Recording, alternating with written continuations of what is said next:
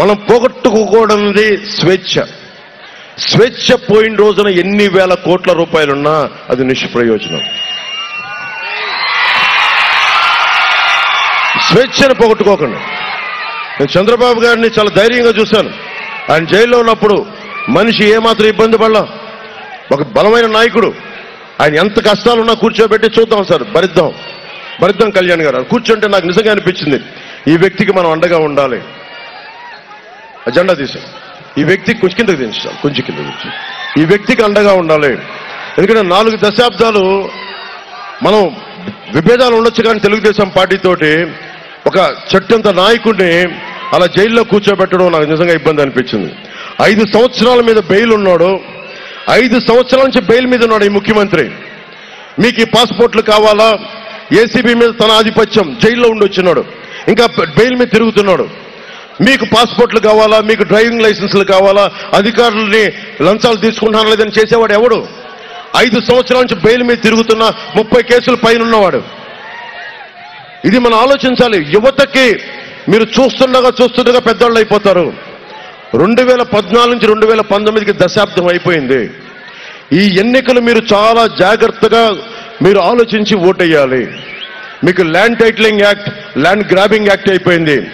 మీరు వైసీపీకి ఓటేస్తే మీ ఆస్తులు గాల్లో దీపం లాంటివే పోతాయి. ఎందుకు కూడా ఆలోచించండి. 25,000 కోట్ల రూపాయలు ఒక్క వైజాగ్లోనే సర్క్యూట్ హౌస్ తో పాటు వేలం పెట్టేశాడు. చెప్పిన మాట ఏది అతను నెరవేర్చుకోలేదు. అబద్ధాలు కోరు. ఈరోజు చెప్తున్నాడు మీకు మంచిదంటా ఉన్నాడు. కానీ వచ్చి ఒకవేళ ఓటేసి అతను మీరు వేద్దామని అనుకుంటే మటుకు మీ ఆస్తుల్ని మీరే కూర్చొని గాల్లో పెట్టినట్టు పోతాయి. అందుకని వైసీపీ మద్దతుదారులకి మరీ చెప్తున్నా, మీరు ఎస్సీలు కావచ్చు, ఓసీలు కావచ్చు, బీసీలు కావచ్చు, ఎస్టీలు కావచ్చు, మైనారిటీలు కావచ్చు, ఎవరైనా సరే వైఎస్ జగన్ కనుక వైసీపీ కనుక మీరు ఓటేస్తే మీ ఆస్తులకి మీరే హక్కు తీసేసుకుంటున్నారు. అందుకని దయచేసి ఆలోచించుకోండి మీరు కూడా. అలాగే యువతకి ప్రత్యేకించి రాగానే మెగా డిఎస్సిని విడుదల చేస్తాం. అలాగే మనకి ప్రతి సంవత్సరం కనీసం 4 లక్షల ఉద్యోగాలను టార్గెట్ చేసాం. ఒక 20 లక్షల ఉద్యోగాలు రావాలి యువతకి అని. అలాగే ఆక్వా రంగానికి మనం వ్యర్థాలని మనం కలిసి గ్రౌండ్లో పెట్టేస్తున్నాం. దానికోసం ఒక ప్రత్యేకమైన ఆలోచన చేస్తూ ఉన్నాం. దాంతోపాటు తాగునీరు, రక్షిత తాగునీరు ప్రధానమంత్రి గారి పథకం ఉంది. మన బాలశౌరి గారిని మనకి గాజు గ్లాసు గుర్తు మీద జనసేన పార్టీ మీద పోటీ చేస్తా ఉన్నారు. ఆయన తెలుసు ఎంపీగా, ఇక్కడ ఎమ్మెల్యే చేయలేకపోయినా దాదాపు 317 కోట్ల రూపాయలతోటి ఆయన మన రైల్వే దీని క్రాసింగ్ మీద ఓవర్ బ్రిడ్జ్ చేయించిన వ్యక్తి. సింగిల్ హ్యాండెడ్ గా కూర్చొని ఆయనే బలంగా నిలబడ్డ వ్యక్తి. ఎమ్మెల్యే చేసిందేమీ లేదు, ఎంపీఏ చేయాలి. అందుకని వారికి నేను ఈరోజు వచ్చింది, ఇది చాలా తక్కువ సమయం ఉంది. ఇంకా నేను అన్ని చోట్ల తిరుగుతున్నా. ఇంత వేడిలో భోజనాలు లేవు, ఏమీ లేవు. మీలాగే నేను కూడా మలమలాడుతున్నాను ఎండకి. కానీ ఎందుకు ఇంత తిరుగుతున్నామంటే ఈ ఒక్క అవకాశం అని పాపం చిన్నపాటి హృదయం మీ అందరికీ చలిస్తే నాన్నలేని బిడ్డలా అని చెప్పి మీరు అందరూ ఇచ్చారు. నాన్నలేని బిడ్డ మీకేమిచ్చాడు? ఉద్యోగాలు ఇవ్వలా, సిపిఎస్ రద్దు చేయలా, మెగా డిఎస్సి ఇవ్వలా, పోలీసులకి సరైన జీతాలు బత్యాలు ఇవ్వడం, కూర్చోబెట్టి రైతులకి సాగునీరు ఇవ్వడం, తాగడానికి తాగునీరు ఇవ్వడం, మనకు రోడ్లు కనీసం పోర్చడం. ఏదైనా మాట్లాడితే రోడ్లేమో గోతులు, మా నోరు తెరిస్తే బూతులు, ఇంకెక్కడికి వెళ్తాం? కేసులు, ఇంకెక్కువ మాట్లాడితే కేసులు. ఎవడన్నా సరే చెరువులు తవ్విస్తారు. వీళ్ళు పంచాయతీ చెరువుల్ని అనుమతి లేకుండా మట్టి తవ్వుకుంటా ఉన్నారు. చివరికి మనకి అండగా ఉండాల్సిన ఎస్సీలకు కూడా కేటాయించిన శ్మశాన వాటికలో ఎస్సీల శ్మశాన వాటికలు కూడా మట్టి నమ్ముకున్న దిగజారుడి వ్యక్తులు వీళ్ళు. దేవస్థాన భూముల్ని మొత్తం రాష్ట్రం మొత్తం మీద ఎక్కడా కూడా కెలక్కుండా లేదు, మొత్తం అక్కడ కూడా మట్టి తవ్వేసుకున్నారు. 3 సంవత్సరాల క్రితం మట్టి తవ్వకాలు ఆపినందుకు ప్రభుత్వ ఉద్యోగుల బాధ్యత. మట్టి తవ్వకూడదని ఆపినందుకు ఉద్యోగుల మీద దాడి చేశారు. గురువులనేమో మద్యం షాపుల దగ్గర ప్రభుత్వ ఉద్యోగులు విధులు నిర్వహిస్తేనేమో వాళ్ళ మీద దాడులు. ఇప్పటికే ఈ రోజుకి కూడా రాత్రి వేళల్లో ఇంత ఎలక్షన్ కమిషన్ ఉన్నా కూడా మోటూరు గ్రామంలో మట్టి మాఫియా ఇంకా మట్టిని తీస్తూనే ఉన్నారు. మోటూరు గ్రామంలో మరి వీటన్నిటికీ పర్యవసానం మనకి ఒక ఏంటి మార్పు ఏం కావాలి? మీకోసం నిలబడే వ్యక్తులు కావాలి. మీకు అసెంబ్లీలో మీకోసం పోరాటం చేసేవాళ్ళు కావాలి. మీకోసం అసెంబ్లీకి వెళ్ళి చొక్కా పట్టుకొని నిలదీసేవాళ్ళు కావాలి. ఇది మాది అలాంటి సమూహం. అందరం ఈ నేల కోసం పడి చచ్చిపోయే వాళ్ళం. ఆత్మగౌరవం కావాలనుకునే వాళ్ళం. తెలుగు ఆత్మగౌరవం కోసం పనిచేసే వాళ్ళం. మీకు అండగా ఉండాలనుకునే వాళ్ళం. ఈ రోజున ఈ 13 ఎన్నికల్లో మీరు ఏ మాత్రం సంకోచించకుండా భయపడకుండా భవిష్యత్తును ఆలోచించి మీరు ఒకసారి చూడండి. అడ్డగోలుగా ఇసుకను దోచేశారు. అడ్డగోలుగా మట్టిని తవ్వేస్తున్నారు. ఉపాధి అవకాశాలు ఇవ్వలేదు. ఉద్యోగులకు సిపిఎస్ ఇవ్వలేదు. తాగునీరు రైతులకు సరిగ్గా ఇవ్వలేదు. గిట్టుబాటు ధర లేదు. మద్దతు ధర లేదు.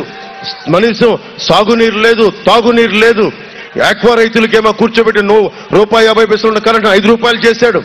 ఒకటి కాదు, రెండు కాదు, తవ్వే కొద్దీ మొత్తం రత్నాల్లాగా వీళ్ళ చెడు పనులన్నీ బయటికి వస్తూనే ఉంటాయి.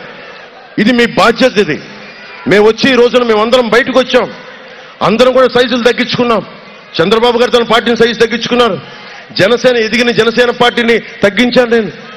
బీజేపీ అసలు రావాలా వద్దా అంటే కేంద్ర నాయకత్వం ఒప్పించాను. ఇందరం కూడా ఆంధ్రప్రదేశ్ తెలంగాణ నుంచి విడిపోయిన తర్వాత బాగుండాలని ఒకే ఒక ఆకాంక్ష తప్ప ఇంకే స్వార్థం లేదు. నేను పిఠాపురం నుంచి పోటీ చేస్తున్నాను. నాకు పోరాటం ఇష్టం. మీకోసం అసెంబ్లీలో గళ వినిపించాలి. అలాగే రాము వెనిగళ్ల గారు నేను కలిసి మన కృష్ణా జిల్లా గుడివాడ సమస్యల మీద మనస్ఫూర్తిగా మీ గొంతు మీ కష్టాలకి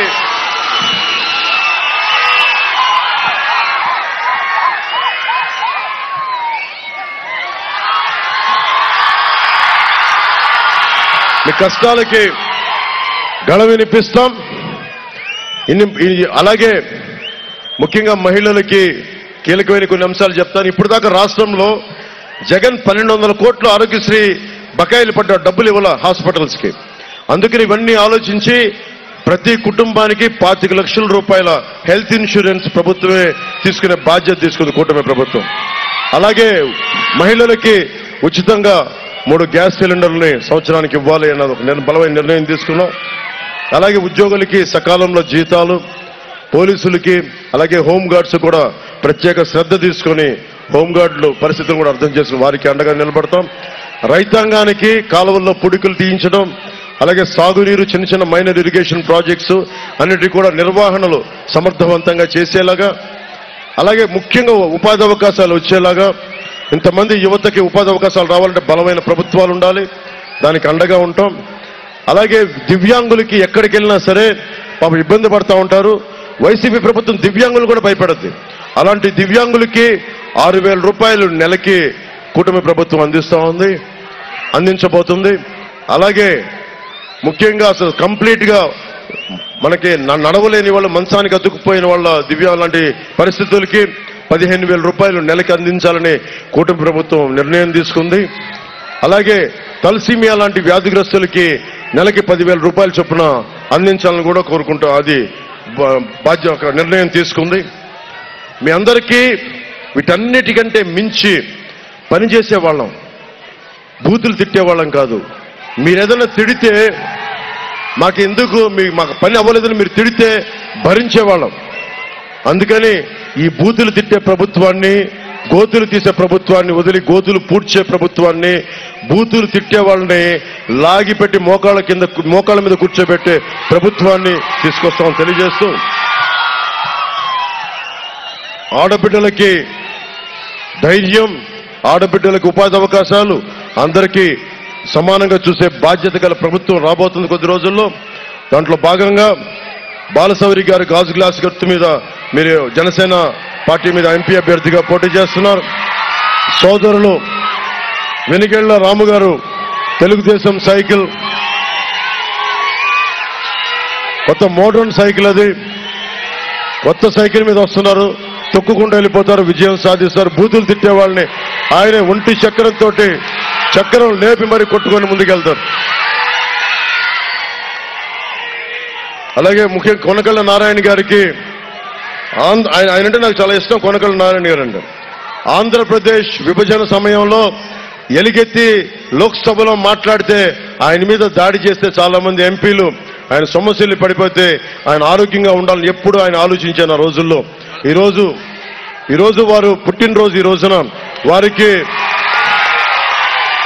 పాట పాడాలని ఉంది కానీ happy birthday to you Konakalla Narayana గారని నా గొంతు బాగలేదు, అందుకని వారికి నా పుట్టినరోజు శుభాకాంక్షలు తెలియజేసుకుంటా ఉన్నాను.